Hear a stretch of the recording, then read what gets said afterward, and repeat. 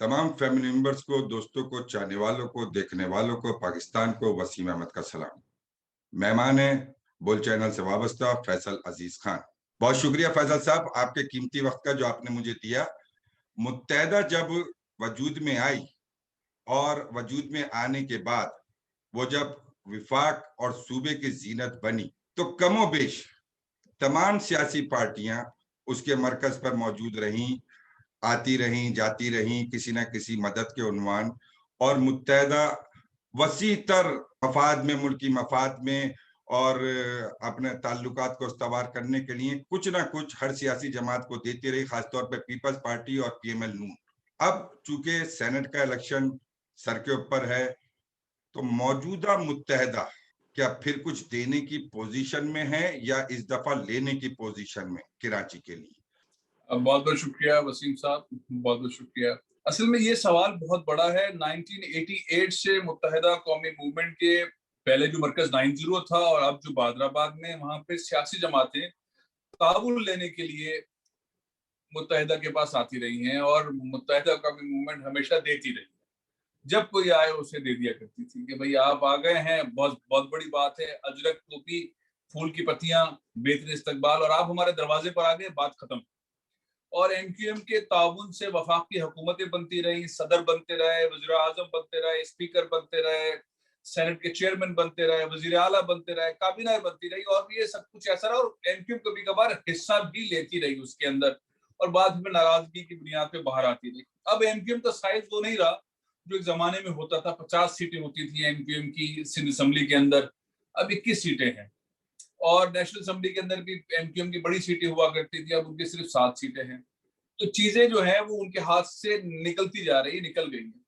लेकिन बहरहाल एक बड़ा वोट बैंक अभी भी एमक्यूएम का है, और उसकी वजह पीटीआई की पुअर परफॉर्मेंस है कराची में, कि सबसे ज्यादा सीटें पीटीआई ने ली लेकिन डिलीवर नहीं कर सकी है। और वो पीपल्स पार्टी से वो डायलॉग करके वो ऐसा एनवायरमेंट भी बनाने में कामयाब नहीं हुई है, जो पाकिस्तान का सबसे बड़ा शहर, जो रेवेन्यू सबसे ज्यादा देता है, 70% वफाक को देता है, 90% सिंध को देता है, उसके लिए कुछ दे सके। तो एमक्यूएम के पास एक अच्छा मौका आया है। और मेरी इतलात ये है, जो मैंने अपने वीलॉग के अंदर भी कल गुफ्तगू की थी, कि एमक्यूएम ने अब बहुत सारी पार्टीज को आंखें दिखाई हैं।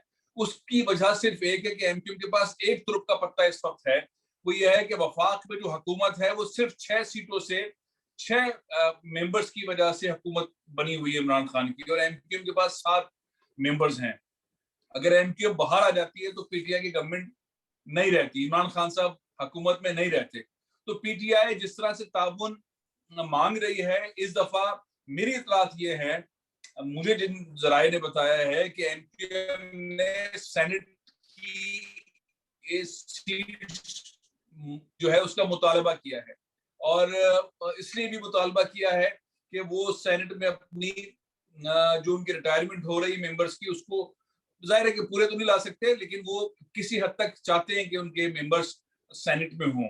दूसरी बात वो ये चाहते हैं, जो बार बार पीटीआई की कमेटी और दीगर लोग जो है उनको यकीन दिलाते रहे हैं, जिसमें कराची की जो आबादी है उसके हवाले से मुत्तहिदा कौम मूवमेंट चाहती है कि पैसे रखे जाएं, मर्दमशुमारी की जाए, जबानी जमा खर्च जो है वो बहुत हो गया, अब ये लाजमी तौर पे किया जाए। 1,60,00,000 लिखे हुए हैं लोग, और 3.5 करोड़ लोग इस शहर में रह रहे हैं, तो इसको किया जाए। तो एमक्यूएम ने असल वजन जो है वो मर्दमशुमारी पर डाल दिया है। उसके बाद सब टाइप की चीजें जो उस पर डिमांड कर रहे हैं, उसमें 1100 अरब रुपए के मुख्तलिफ प्रोजेक्ट्स हैं, जो पैसे नहीं है, मतलब वो ग्राउंड पे होना बहुत मुश्किल है। पानी का मसला, पैसे नहीं है, होना मुश्किल है। जनरल मुजम्मिल बाबरा के चेयरमैन है, उनको दे दिया गया है, लेकिन फंड्स नहीं है, तो उसका बहुत मुश्किल है, उसका चीजों को होना। ऐलानात कहानियां होती रहेंगी। तो कराची सर्कुलर रेलवे, आप ये कहना चाह रहे हैं कि इस वक्त एमक्यूएम देने के नहीं बल्कि लेने की पोजीशन पे खड़ी है?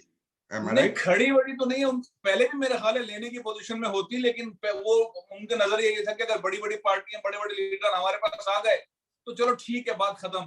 इस वक्त एमक्यूएम, मैं ये समझता हूँ एमक्यूएम इस वक्त पूरी गवर्नमेंट के सेटअप के अंदर सबसे खतरनाक पार्टी हो सकती है, कि उसके शहर को रोंदा गया, जहां से वो टिकट लेते हैं, वहां से 11 साल से 13 साल से कचरा नहीं उठाया, रोजाना की बुनियाद पे कचरा जमा हो रहा है, सड़कें टूटी हुई हैं, कोटा सिस्टम की वजह से नौकरियां नहीं मिल रही हैं, बाहर से दीगर शहरों से जो है वो लोगों को जम कर दिया जाता है कराची की सीटों के ऊपर। एजुकेशनल मामला हैं, नौकरियों के, तो मुख्तलिफ ऐसे एंगल्स हैं एमक्यूएम के पास कि जो उसको मालूम है कि कोटा सिस्टम इमरान खान साहब ने एक बार फिर अनलिमिटेड टाइम के लिए नाफिज कर दिया जो उनके इत्तेहादी हैं और एमक्यूएम कैबिनेट के अंदर है।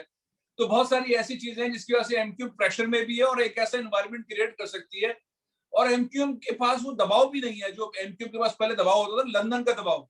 कराची में जो पाकिस्तान एमक्यूएम उनके ऊपर वो दबाव नहीं, वो बैठ के आपस में फैसले कर सकते हैं और बगैर खौफ खतर, सिवाय इसके कि वो आपस में इत्तेहाद रखें। तो ये 6 सीटों का जो मामला इमरान खान को जो हुकूमत में रखे हुए हैं, एमक्यूएम इसके ऊपर अच्छी सौदेबाजी कर सकती है। सेनेट की 1-2 सीट की अब बड़े पैमाने पर सौदेबाजी कर सकती है तो और हुकूमत गिरा एमक्यूएम सकती है। आप क्या समझते हैं ये अपनी सीटों का दिफा कर लेगी? कहाँ खड़ी होगी ये? नहीं, 4 तो चूंकि पहले तो इनके पास सीट्स थी इसलिए वो 4 हुए, तो रिटायर ही हो जाएंगे, फारिग ही, एक ही सीट बच रही है इनके पास। तो तो फिर इनको क्या अब करेंगे? 2 सीटें इनको लेनी चाहिए। एक इनकी सीट 2 या 3 सीटों के ऊपर मामला है। दूसरा, मैं आपको एक और भी बात बताऊं कि पाकिस्तान पीपल्स पार्टी ने भी एमक्यूएम से राब्ता किया है। अब बीच के जो लोग हैं उन लोगों ने एमक्यूएम से राब्ता किया है कि आइए बैठ के करते हैं कुछ। तो वो उसके ऊपर एमक्यूएम ने अभी जवाब नहीं दिया है। मेरा ख्याल है उसके ऊपर वर्किंग कर रहे हैं, क्योंकि वो जितना जितना बुरा भला पीपल्स पार्टी की हुकूमत को 13 साल में कहते रहे एमक्यूएम वाले, और कह रहे हैं और बार बार कहते हैं कि कराची के साथ तासुब का मुजाहरा किया है, कराची के साथ जानिबदाराना तौर पर जो है वो इस तरह का माहौल किया है, रोजगार के हवाले से, सरकारी जॉब्स के हवाले से, इंफ्रास्ट्रक्चर के हवाले से, पैसे खा गए, काम नहीं किया। तो एमक्यूएम के लिए वो ताउन करना तो मुश्किल है, लेकिन एंगेज जरूर किया हुआ है पीपल्स पार्टी को एमक्यूएम ने। जाहिर है कि सिंध के अंदर जब भी हुकूमत बनेगी या कुछ भी होगा तो पीपल्स पार्टी तो सिंध के अंदर रहेगी, इनके साथ एमक्यूएम में चल रहा है। तो एक राब्ता हुआ है, उस राब्ते के नताइज क्या निकलते हैं वो देखना है कि जरदारी साहब क्या ऑफर करते हैं मुत्तहिदा कौमी मूवमेंट को, ऐसा कि जिससे वो पीटीआई से अलग होके पीपल्स पार्टी को सपोर्ट करें। और ये जो 21 मेंबर हैं इनके सिंध असेंबली में, वो पीपल्स पार्टी के लोगों को भी वोट दें, वो एक आधा बंदा वहां से कामयाब करा दें और यहाँ पे पीपल्स पार्टी इनको सपोर्ट कर दे। तो वो एमक्यू मेरा ख्याल है कि देखेगी कि उनको कहाँ फायदा है। तो ऐसा ये जो मौका है कि इसके अंदर एमक्यूएम के ऊपर पहले 2 जमातों का प्रेशर होता था, तीसरी हो गई पीटीआई। तो अभी आपका जो गुफ्तगू का लुब्बे लुबाब है, वैसे तो आपने तमाम गुफ्तगू कवर कर दी चंद ही लम्हों के अंदर। तो प्रेशर के अंदर अगर एमक्यूएम आती है तो झुकाव पीपल्स पार्टी की तरफ होगा या पीटीआई की तरफ होगा? देखिए, समझदाराना तौर पर तो एमक्यूएम को सारी पार्टियों से अपना विंडो खुली रखनी चाहिए, इंक्लूडिंग मुस्लिम लीग नून। उनका यहाँ पे कोई मेंबर नहीं है सिंध असेंबली में, लेकिन बहरहाल पंजाब के अंदर जो इस ज़िमनी इंतखाबात ने मुस्लिम लीग नून ने सीटें जीती हैं और पीटीआई को हराया है। ये पाकिस्तान की तारीख में होता नहीं है कि जो पार्टी हुकूमत में हो वो हार जाए। और नौशहरा से हार गई है पीटीआई केपी के अंदर और नून जीत गई है। इसी तरह से पंजाब में बहुत सारी सीटों के ऊपर नून जीत गई है। और नून का जो कैंपेन चलाई हुई मरियम साहिबा ने, अगर उनको थोड़ा स्पेस आगे जाके मिलता है तो वफाक, अगर पंजाब, जाहिर है पंजाब सबसे बड़ा सूबा है, सबसे ज्यादा सीट्स है, तो एमक्यूएम को अपने आप को वजन में रखने के लिए हर पार्टी के साथ विंडो ओपन रखनी चाहिए। अब मामला मेरे नजदीक सबसे बड़ा चैलेंज ये है कि एमक्यूएम की जो लीडरशिप है एक दूसरे के बराबर ही है, पलड़े एक दूसरे से भारी हैं।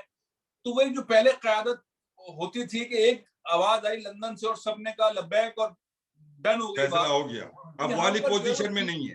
वो हमें जो है वो खालिद मकबूल सिद्दीकी साहब धीमे शख्सियत के मालिक है, प्रोफेसर टाइप आदमी है, उन्हें सरबरा बनाया हुआ है। आमिर खान साहब बड़े कड़क किस्म के आदमी हैं। मेरा कहने का मतलब ये है कि इस पार्टी के अंदर बहुत अच्छी क्वालिटी के लोग हैं, लेकिन वो जो इंफरादी तौर पर लीडरशिप वाली बात है, अमीरुल हक साहब हैं, आप उनको कह लीजिए, ख्वाजा इजहार हुसैन साहब बहुत जबरदस्त गुफ्तगू करते हैं, फैसल सदवारी साहब एक्स्ट्रा ऑर्डिनरी पर्सनैलिटी है, लोग बहुत अच्छे हैं, लेकिन कमांड एंड कंट्रोल किसी एक के पास नजर नहीं आती। तो इस और दूसरा सिचुएशन ये कि में फारूक सत्तार एक तरफ घूम रहे हैं और उन्हीं के बहुत सारे दोस्त अहबाब मुस्तफा कमाल के साथ घूम रहे हैं। तो ये तितर बितर होने से वो जो कहते हैं ना कि एक मैसेज जाए, वो कराची का मैसेज जो है वो नहीं जाएगा। और इसलिए दूसरी पार्टियां इसका गैप का फायदा उठा सकती हैं। पीटीआई भी फायदा उठा सकती है, पीपल्स पार्टी भी फायदा उठा सकती है कि लीडरशिप नहीं है। आमिर खान से बात कर लेते हैं, खालिद मकबूल से बात कर लेते हैं, वसीम अख्तर से बात कर लेते हैं, ख्वाजा इजहार से बात कर लेते हैं, फैसल सदवारी से बात कर लेते हैं।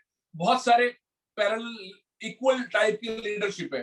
तो डायलॉग जो है वो किसी से भी हो सकते हैं, कमांड अच्छा। कंट्रोल का इशू मुझे नजर आता है, हो सकता है मुझसे लोग डिसएग्री करें।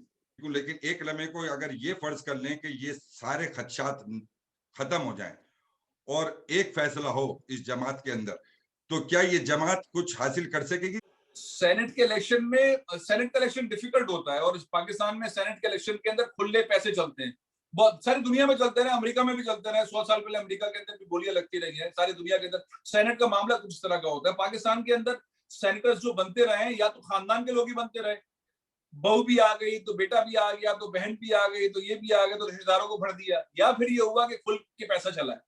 अच्छा, पैसा सबने इस्तेमाल किया है, गाड़ियां ली हैं, कॉन्ट्रैक्ट्स लिए हैं, ये लिए, और ये इसमें कोई शुबा वाली बात नहीं। पीटीआई ने तो अपने लोगों को बाहर में निकाल दिया और खरीद लेते हैं। इस वक्त कहते हैं एक सीट जो है वो 35 करोड़ रुपए की है। मैंने तो सुना एक सीट 35 50 करोड़ का दाम चल रहा है। वो हो सकता है। देखिए, जो पंजाब है, पंजाब की के अंदर जो है उस सीट ज्यादा है, इसलिए मेंबर ज्यादा चाहिए, इसलिए पंजाब के अंदर सिनेरियो सस्ता हो सकता है, वो गाड़ी के ऊपर वोट दे सकता है। सबसे महंगा वोट जो है वो बलूचिस्तान का है, मेंबर्स वहां पे सबसे कम है, उसके बाद सिंध का है। तो पैसे तो चलते हैं और पैसे चलेंगे भी, और जाहिर है कि हर पार्टी इंतखाबात में पैसा लगाती है, वो समझती है कि ये एक बिजनेस टाइप का एनवायरनमेंट आता है सिलेक्शन के अंदर, जिसमें सौदेबाजी करनी भी चाहिए, वोट देते हुए भी करनी चाहिए, कैलकुलेशंस होती हैं, किसको कहाँ वोट देने हैं, पूरी तैयारी के साथ होता है, और ये इसमें बड़ी मेथडोलॉजी इस्तेमाल होती है, बड़े टेक्निकल लोग बैठते हैं सेनेट के इलेक्शन में, बहुत कैलकुलेशन के साथ होता है मामला। तो इसमें पैसा चलने का तो, और हर पार्टी समझती है कि हमें 4 पैसे भी मिलने चाहिए। सब बुरा भी कह रहे हैं इस वक्त, और सब इस चक्कर में भी है कि पैसे मिल रहे हैं, पैसे भी मिलने मंडी चाहिए। खुली हुई है। हाँ, मंडी खुली हुई है, मंडी खुली हुई है, काम चलेगा। लेकिन आपके वक्त का बहुत शुक्रिया, बहुत मेहरबानी। इस दुआ के साथ रुखसत, अल्लाह पाकिस्तान के और उसकी अवाम की हिफाजत फरमाए और अपनी कुल कायनात में रहम फरमाए, आमीन।